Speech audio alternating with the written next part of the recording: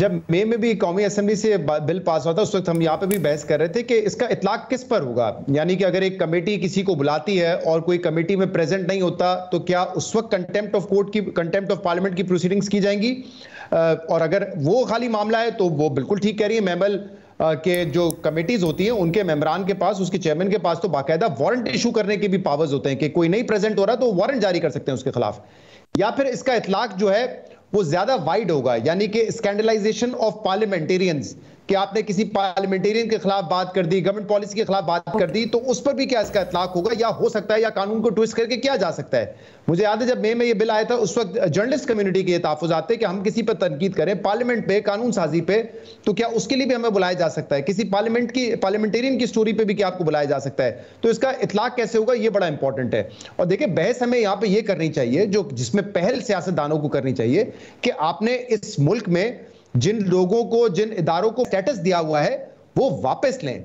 एक कंस्ट्रक्टिव तनकीद हर इदारे पे हो सकती है, कोई इससे बरीउज़्ज़मा नहीं है, बल्कि ये सारे इदारे जो पब्लिक ऑफिसेज हैं या पब्लिक ऑफिस होल्डर्स हैं इनको तो आवाम के सामने अपने आप को पेश करना होता है कि आप हमारी स्क्रूटिनी करें।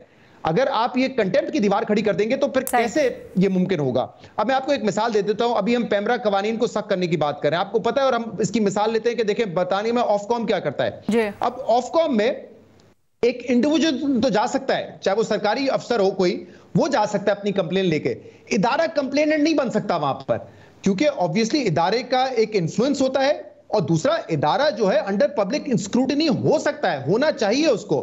तो इसीलिए उन्होंने ये बार लगाया हुआ है कि कोई इदारा कंप्लेनेंट नहीं बन सकता। हाँ, किसी के साथ ज्यादती हुई है तो वो उस इदारे में जो बैठा शख्स है वो इंडिविजुअल तौर पे अपनी कंप्लेन लेके जा सकता है।